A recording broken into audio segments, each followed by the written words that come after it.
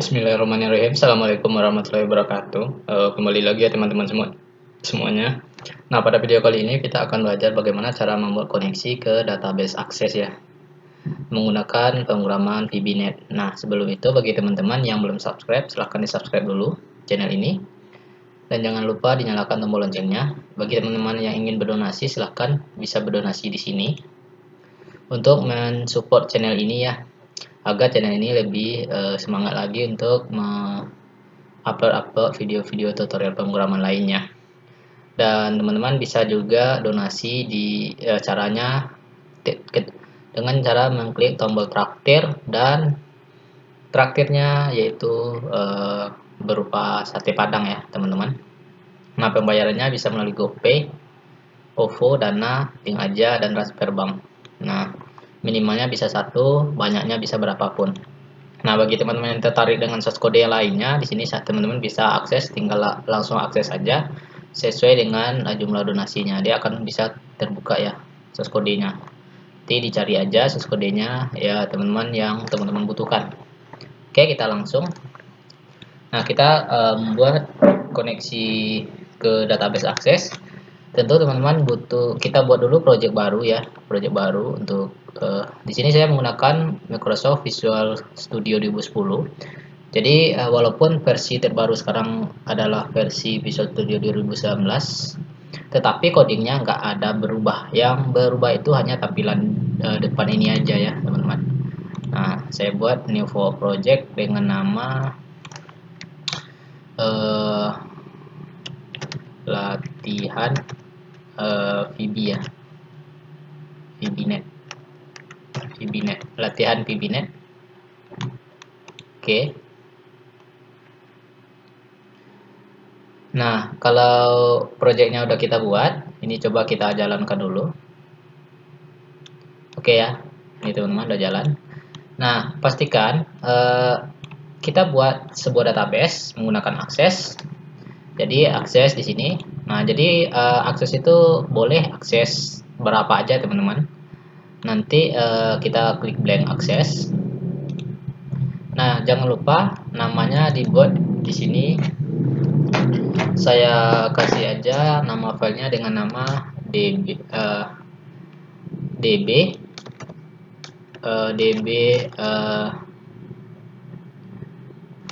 apa bagusnya ya, db latihan.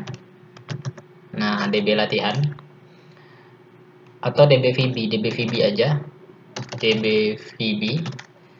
Nah, kemudian teman-teman arahkan lokasi penyimpanan database akses itu ke dalam folder ini ya. Kita akan menyimpan project ini tadi di dokumen, kemudian ada itu kebetulan saya simpan di Visual Studio 2010 di project. Nah, ini tadi ya project pelatihan kita. Nah, paste di dalam folder, nanti arahkan ke dalam folder debug ya teman-teman, untuk penyimpanan databasenya. Oke, searching aja. Oke, kemudian teman-teman cari lokasinya, yaitu saya kopas saja ini. Kopas, kemudian saya arahkan ke lokasi debug. Nah, di sini. Nah, tapi di sini jangan lupa ya, kalau kita menggunakan akses itu sebaiknya dan rekomendasikannya harus menggunakan format MDB ya teman-teman. Boleh ini. Tapi jangan menggunakan ACCDB. Nah, kenapa? Karena ini beda ya formatnya, nggak sama.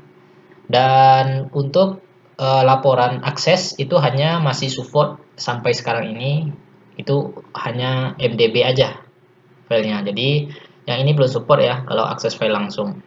Jadi memang disarankan untuk menggunakan MDB. Jadi kita gunakan MDB yang versi terbaru 2002-2003. Oke. Nah, kalau udah, maka di sini db_vb.mdb akan tertulis. Oke, kemudian create. Nah, jadi teman-teman buat dulu ini saya coba close dulu. Ini ya close. Nah, create tabel design. Oke. Nah, kode, misalnya saya buat aja dengan datanya kode barang ya, barang, kemudian nama barang, satuan, harga, stok. Nah, oke, ini aja dulu saya buat datanya, dan tipe datanya saya ini number ya, number. Oke, ini short text, number atau teks ya, itu tergantung office-nya. Yang penting teks di sini ya. Kalau Office 2019 itu tulisannya udah terbagi dua antara short text dan long text. Tapi kalau 2007 kalau nggak salah 2007 2010 itu masih teks tulisannya, itu sama aja ya teman-teman. Nah, kode barang itu kita primary key kan, save dengan nama tbl barang. Oke, nah kalau udah, oke, kita cek apakah database kita ini udah tersimpan di dalam folder debug. Nah, ini udah tersimpan ya teman-teman di dalam folder debug. Nah, sekarang teman-teman kita ke project, kita buat koneksi ya. Jadi nanti database-nya kita abaikan aja dulu, database ini. Nah, pastikan database-nya kita close sebelum kita cek koneksi nanti. Nah, di sini teman-teman buat sebuah tombol baru di toolbox-nya. Buat aja di sini cek koneksi. Cek koneksi database. Nah, kalau udah cek koneksi database, nah kita buat satu buah modul, file modul, project, add modul. Nah, dengan nama, nah ini nggak perlu diganti ya, modul aja, modul 1.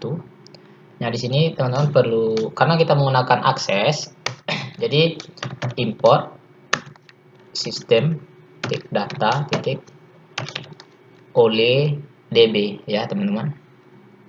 Nah, kemudian di sini teman-teman ketik aja public cmd sama dengan as new as oleh db komen ya, cmd sama dengan public cmd, ini saya perbesar dulu 120, public cmd as kok cmd lagi, rd ya, rd as oleh db data reader. Oke, db data reader. Kemudian public conn as oleh db connection ya teman-teman. Nah, kemudian di sini kita buat sebuah sub koneksi. Nah, di sini conn sama dengan new oleh db connection ya. Nah, di sini if conn titik state sama dengan connection kok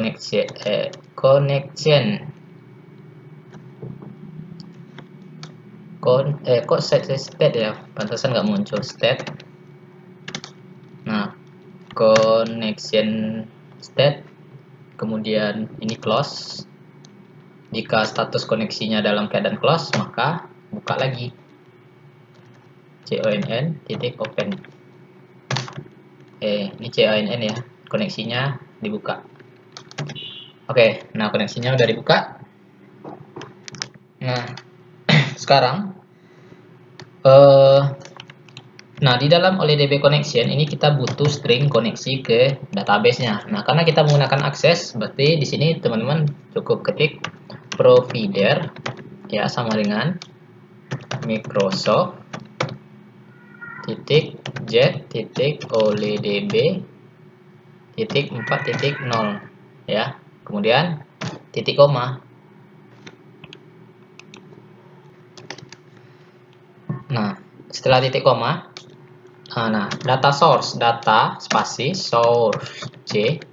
Nah, sumber datanya itu dari mana? Nah, ini data source itu kita isi dengan nama file database kita, berarti db. Sini saya copy semua. Nama filenya db_vb.mdb. Nah, kupas aja. Nah, jadi seperti ini aja ya teman-teman untuk koneksinya. Nah, sekarang kita coba cek koneksi. Nanti saat ini kita klik, maka akan muncul pesan koneksi sukses ya. Nah, maka di sini di cek koneksi, teman-teman panggil call koneksi. Nah, munculkan pesan show koneksi sukses. Oke. Koneksi sukses. Oke. Kita coba uji ya, teman-teman. Kita klik. Nah, koneksi sukses ya. Jadi ini udah berhasil koneksi sukses. Nah, jika gagal ya databasenya, jika gagal koneksinya, maka nanti misalnya saya salahkan ya, anggap aja kita typo dalam penulisan file nama database. Ini saya tambahkan hurufnya. Nah, saat kita klik cek koneksi, maka akan muncul error seperti ini. Katanya nama database tidak ditemukan. Berarti nama filenya nggak sesuai ya. Oke, saya coba ini. Nah, ini udah ya. Nah, oke, ini kan hanya pesannya bagaimana kita coba uji ya, apakah benar-benar koneksinya ini sukses. Oke, kita coba tampilkan datanya. Kita gunakan data grid view. Nah, edit kolom, kita tambahkan dulu kolomnya ada berapa ya di database-nya, kita buka dulu. Kita buka lagi database-nya, itu tabel barang. Nah, ini cara menampilkan data ke grid ya, teman-teman. Nah, kode barang, nama barang, satuan, harga. Nah, berarti kode barang. Nah, kita tambahkan di header. Kode barang, add nama barang, add satuan, add harga, add kemudian stok. Add ya teman-teman. Oke. Nah, oke. Kemudian muncul ini. Nah, kita tampilkan ke sini. Jadi teman-teman double klik form ini. Nah, di form luar kita perlu call koneksi ya. Kita panggil dulu koneksi. Nah, kemudian kita tampilkan data. Nah, untuk menampilkan data di sini langsung aja saya buat dulu satu buah sub di atasnya. Sub tampil data. Oke, cmd sama dengan new oleh db. Nah, oleh db. Nah, yang muncul oleh db aja. Oleh db ini itu sama dengan database akses ya. Jadi kita perlu import sistem, import sistem titik data titik oleh db. Nah, agar di sini muncul oleh db komennya, oleh db komen. Nah, oleh db komen. Biasakan di atas oleh db komen itu call koneksi ya teman-teman. Bukan call koneksi, conn. Nah, untuk menampilkan seluruh data, select bintang from tbl barang. Oke, rd sama dengan cmd.execute reader. Nah, kita menggunakan data grid untuk menampilkan data grid view 1 titik rows ya, rows titik add. Kita kok add-nya belum ya, kita clear dulu. Jadi setiap dia merefresh biar datanya nggak bersambung ya, jadi memfresh lagi ya datanya. Kalau nggak kita kasih refresh, nanti seandainya kita memanggil data lagi, ketika kita ngeload sub tampil data ini, maka data ini akan double ya, dia akan bersambung. Misalnya yang tampil dua data di database, saat kita load lagi, maka dia akan nyambung ke bawah, jadi nggak di refresh dulu. Nah, jadi seperti itu tujuannya untuk data grid view rows clear ini. Nah, kemudian ini 120 terlalu kecil. Nah ini do kita lakukan perulangan, do while rd titik read true ya, true. Oke. Nah pastikan teman-teman isi ini datanya B001, nama barang buku, satuannya PCS, harganya 10.000, stoknya 100. Oke, dua data aja dulu saya tambahkan, B002 pensil pack, harganya 20.000, nah stoknya 20. Oke, nah ini 20 ya teman-teman. Oke, nah kita tampilkan dua data ini. Nah di sini kita tampilkan data grid 1, kemudian rows. Nah kita add ke masing-masing kolom ya. Nah RD kolom pertama ya, di RD itu RD item ya, RD item.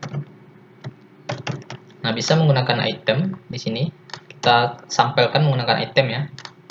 Berarti kalau RD item teman-teman wajib mau menyebutkan nama fieldnya, nama field ini harus sesuai kode barang, nama barang. Nah ini kode barang.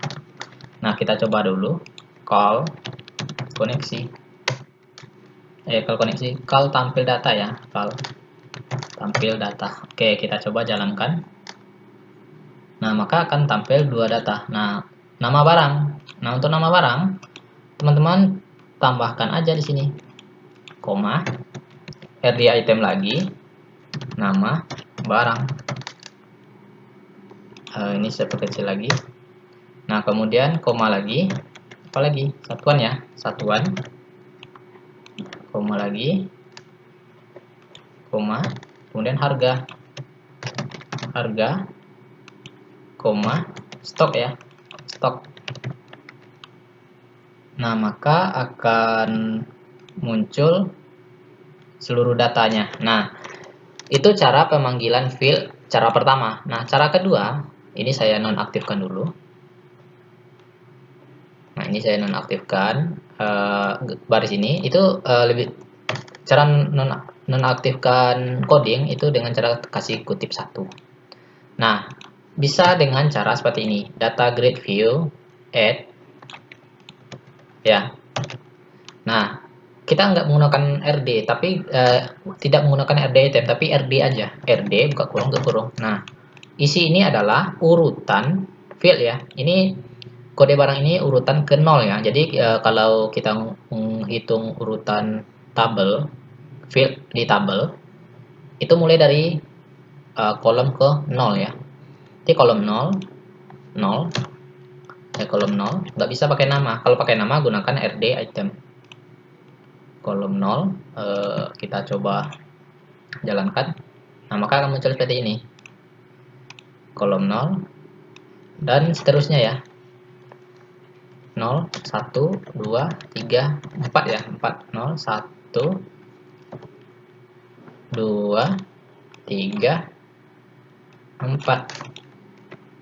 Nah saat kita jalankan, nah 0 1 2 3 4. Nah jadi seperti itu ya teman-teman. Jadi teman-teman sesuaikan aja nanti bagaimana pemanggilan kolom ya ke database yang akan kita tampilkan ke kolom yang ada di data grid. Jadi bisa menggunakan RD nomor urut kolom atau RD nama kolom ya, item nama kolom. Nah seperti itu. Oke, mungkin sampai sini dulu teman-teman. Semoga teman-teman bisa mengikuti. Nah, sampai jumpa di video berikutnya. Oke, terima kasih. Assalamualaikum warahmatullahi wabarakatuh.